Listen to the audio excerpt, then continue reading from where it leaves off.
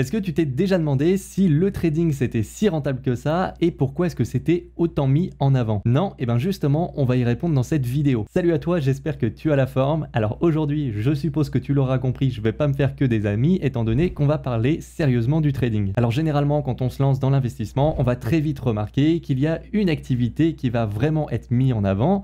Ça va être celle du trading, et ça va être mis en avant que ce soit par des influenceurs ou directement par des plateformes. Alors le souci, c'est que hormis quelques disclaimers un peu timides sur les sites qui nous disent que la plateforme n'est pas responsable de nos pertes et que tout investissement comporte des risques de perte partielle ou totale du capital, il ne va pas y avoir vraiment d'informations concernant le trading. On ne va pas vraiment savoir si les traders sont vraiment gagnants, combien est-ce qu'ils gagnent, etc. Alors du coup, si tu débutes et que tu hésites par exemple à te lancer dans le trading, que tu te demandes les performances qu'on peut espérer en étant trader, si tu te demandes si c'est vraiment si rentable que ça, je pense que cette vidéo devrait beaucoup t'aider. Bon, avant de commencer, déjà, il y a une question centrale à laquelle il faut vraiment répondre dès qu'on va te mettre quelque chose un peu trop en avant. Cette question, c'est pourquoi est-ce qu'on essaye de me le mettre justement en avant? Bon, pour le cas du trading, la réponse est plutôt simple, c'est l'argent. Alors quand je dis ça, certains vont sûrement penser que je parle des traders, qu'ils se font de l'argent.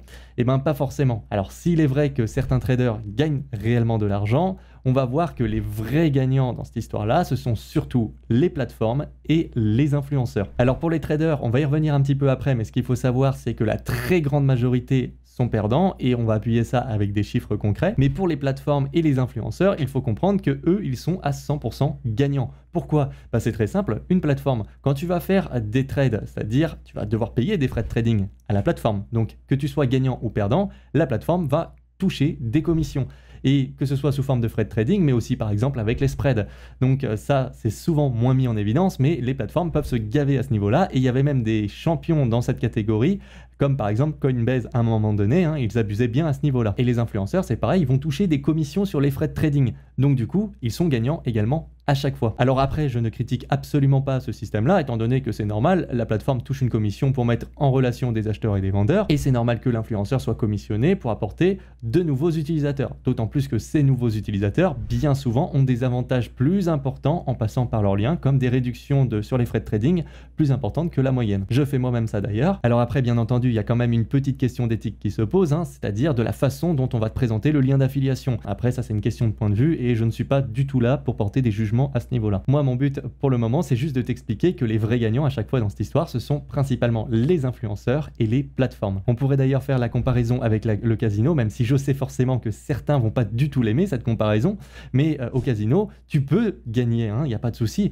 mais le vrai gagnant, c'est toujours la maison, c'est le casino qui gagne toujours. C'est ça le truc. Et c'est pareil avec le trading. C'est-à-dire que tu peux gagner en trading, mais ceux qui gagnent tout le temps, ce sont les influenceurs et les plateformes. Bon après, par contre, je ne dis pas que le trading c'est complètement quelque chose d'aléatoire, je préfère le préciser quand même. Alors maintenant qu'on a compris qui sont les vrais gagnants en trading, j'aimerais mettre en avant quelques points qui sont importants à rappeler sur le trading, afin que certains ne se fassent peut-être pas d'illusions ou de casser quelques idées reçues. Alors c'est une liste non exhaustive, tu n'es pas obligé d'être d'accord avec moi, d'ailleurs n'hésite pas à partager ton avis en commentaire, et si au contraire tu juges qu'il faut en ajouter d'autres, n'hésite pas à le faire également. Alors déjà, première chose, il faut bien comprendre que le trading, c'est une activité professionnelle. C'est pas un truc que tu vas faire 2 heures dans l'année, non. C'est vraiment un truc de tous les jours, de tous les instants, c'est une activité à plein temps. Et donc du coup, les personnes qui pensent qu'elles n'auront rien à faire en faisant du trading, c'est tout l'inverse. Une deuxième chose également qu'il faut prendre en compte avec le trading, c'est que c'est stressant. C'est-à-dire que à la base, tu vas trader aussi pour vivre de cette activité. Et donc, quand tu gères ton propre capital pour payer tes factures à la fin du mois et que tu te tapes par exemple des mauvaises performances sur 1 semaine, 2 semaines, tu as peut-être un petit peu la boule au ventre pour payer tes factures parce que tu te dis il va peut-être falloir que je me retape, il va peut-être falloir que je fasse des choses en plus, et généralement c'est un cercle vicieux, c'est là que tu commences à faire les plus grosses bêtises. Donc c'est vraiment pas une activité déjà que tout le monde peut supporter psychologiquement, et quand je dis pas tout le monde, en fait c'est vraiment une toute petite minorité. Alors il y a également un truc qu'il faut bien comprendre, c'est qu'il y a beaucoup de personnes qui vont te laisser miroiter que tu peux devenir riche très rapidement avec le trading. C'est vrai, mais le truc c'est que tu vas prendre des risques démesurés, et là par contre ton trading va s'apparenter plus à du casino qu'autre chose. En réalité, un trader très bon qui veut se maintenir sur du long terme, s'il fait du 3-4% dans le mois, il est déjà très content. Et quand je dis 3-4%, je pense que c'est un très bon trader. Alors après, il y en aura forcément qui vont te dire oui mais moi je fais beaucoup plus et je prends pas beaucoup plus de risques risque. Généralement, c'est juste que ces personnes ne comprennent pas les risques qu'elles prennent. C'est tout simplement ça. Alors un autre point qui est pour moi très rarement mis en évidence, c'est que pour faire du trading, tu as une énorme barrière à l'entrée. C'est-à-dire juste déjà pour commencer, tout le monde ne peut pas le faire. Il suffit juste de réfléchir un petit peu. Si je reprends par exemple mon exemple du trader qui fait du 3-4% par mois, donc c'est déjà une très bonne performance, je le rappelle. Donc imaginons par exemple que toi tu as 1000 € et que tu veux faire du trading avec, eh bien c'est pas suffisant parce que si tu fais du 3 ou 4% par mois, autant travailler directement, investir passivement, tu gagneras beaucoup plus comme ça. Et oui, encore une fois, si tu travailles tes graphiques plusieurs heures pour gagner 5 € à la fin, c'est pas rentable. Il va falloir plusieurs dizaines de milliers d'euros et ça va dépendre aussi de ton style de vie, ça va dépendre de la fiscalité du pays, d'ailleurs on va y revenir un petit peu après. Ça va potentiellement dépendre de tes performances et de d'autres facteurs auxquels je n'ai même pas pensé. Une autre barrière à l'entrée qui est évidente, et j'espère que tu t'en doutes, c'est qu'on ne fait pas du trading sur un téléphone au bord de la plage. Non, il faut du matériel, c'est-à-dire qu'il va falloir plusieurs écrans, il va falloir une station de trading idéalement, et donc forcément ça c'est un investissement également, et tout le monde ne va pas pouvoir se permettre de l'acheter. Donc je reprends le petit trader qui veut commencer qu'à 1000 balles, déjà il va falloir payer le matos. Alors je sais bien après qu'on peut débuter avec un écran et tout ça, mais quand tu veux vraiment faire ça professionnellement, il faut investir sur du matériel. Un autre point également à prendre en compte, et j'en ai déjà parlé tout à l'heure et je vais le redévelopper après, c'est que la très grande majorité des traders sont perdants. Alors généralement on va dire que c'est 90%, on va y revenir un petit peu sur ce chiffre. Moi je pense qu'il est sous-estimé et qu'en réalité il y a beaucoup plus de perdants que ça. Et enfin le dernier point, j'avais dit que j'allais en reparler rapidement tout à l'heure, c'est la fiscalité. Et oui, parce que si imaginons tu gagnes 100 € par jour, mais c'est très bien, mais la fiscalité dans ton pays concernant le trading, c'est de combien? Parce que par exemple en France, il n'est vraiment pas rare qu'un trader professionnel soit imposé à plus de 50%. Et oui, alors après il y a des personnes qui vont me dire oui mais moi je trade de la crypto-monnaie, je ne convertis pas mes cryptos directement, je garde en stablecoin. Mais ce qu'il faut comprendre c'est qu'un trader professionnel n'est pas imposé comme ça. Il n'est pas concerné par la flat tax, il va être concerné par un autre régime d'imposition où les transactions crypto seront à prendre en compte. Et ça malheureusement ce n'est pas souvent présenté également. Donc voilà pour les quelques points qu'il faut mettre en évidence mais qui sont quand même très importants de rappeler. Bon maintenant je vais revenir sur le point le plus important, c'est que la plus grande partie des traders sont perdants et il faut absolument qu'on en parle. Bon, généralement, un petit peu partout sur Internet, on va voir que 90% des traders sont donnés perdants. Bien souvent, on va se reposer sur une étude de l'AMF qui a été faite en 2014 sur les traders des CFD et les traders Forex. Alors certains vont forcément me dire oui mais moi je trade les crypto-monnaies, ça me concerne pas, etc. Là c'est différent, c'est du Forex, c'est des CFD, c'est pas du tout la même chose. Alors je suis tout à fait d'accord, mais je pense qu'il y a des bases assez intéressantes avec cette étude à prendre en compte, que ça va concerner forcément un minimum les crypto-monnaies et ensuite on va développer certains points et tu vas voir qu'au final c'est peut-être pas si incohérent que ça. Alors je te mets bien entendu l'étude en description, je t'invite à la lire et on va en parler d'une autre après, tu verras, elle sera aussi très intéressante. Donc qu'est-ce qu'a dit du coup cette étude de l'AMF?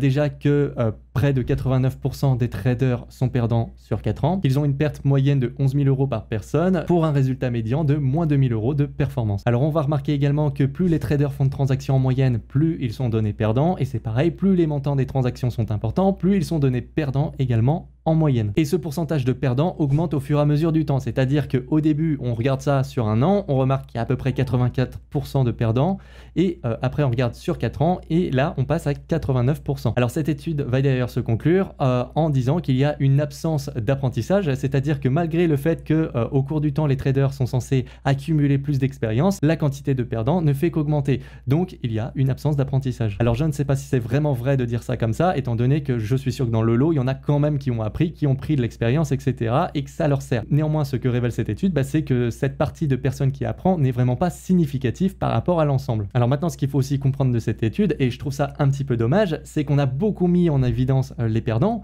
mais on n'a pas parlé des gagnants ou de ceux qui n'ont rien gagné. Et oui, parce que forcément, dans les 11% restants, il y a bien forcément des personnes qui n'ont rien gagné.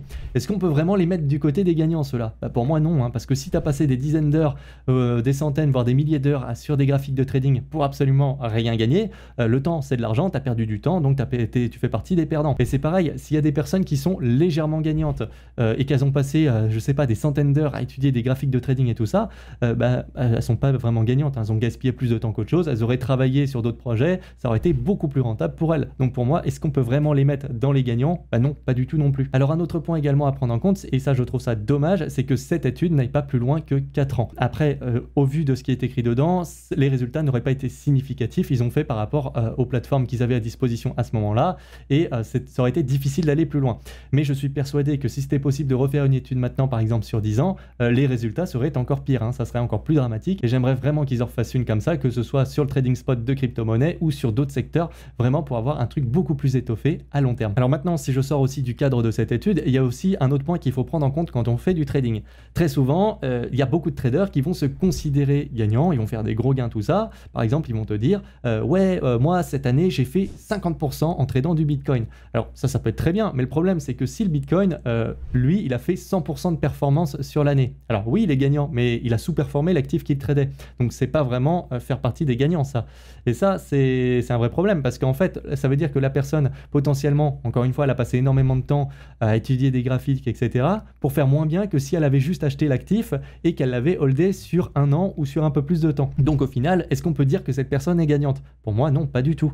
Et ça rejoint une autre étude américaine qui a été faite sur des fonds d'investissement américains, hein, donc là c'est des professionnels, c'est pas des pimpins, et qui révèle que sur 20 ans, 96% des fonds d'investissement ne surperforment même pas le marché. Au contraire, ils vont sous-performer leur indice de référence. Alors je te mets bien entendu cette étude en description, mais si tu te doutes bien que même si des pros n'arrivent pas à surperformer un indice de référence, imagine pour du petit trader retail. Donc après, attention, je suis pas du tout en train de dire que tous les traders sont perdants et que le trading c'est une arnaque, mais j'essaie de pointer le doigt sur quelque chose que beaucoup de personnes n'ont pas l'air de se rendre compte, c'est que le trading c'est pas une histoire d'être dans les 10% des meilleurs. Non, si tu es dans les 10%, bah, potentiellement tu seras à peine rentable en fait. Non, c'est plutôt une histoire de top 1%, et encore, je suis très gentil, je pense qu'en réalité c'est beaucoup moins que ça. Parce qu'en fait, tu l'auras compris, déjà tu as 90% des personnes qui sont perdantes, ensuite tu as un petit peu au-dessus dans ces 90%, bah, tu dois en avoir une bonne partie qui n'ont quasiment rien gagné et une autre partie qui ont gagné très très peu. Ensuite, tu vas avoir des personnes qui vont même pas surperformer l'actif qu'elles tradent, et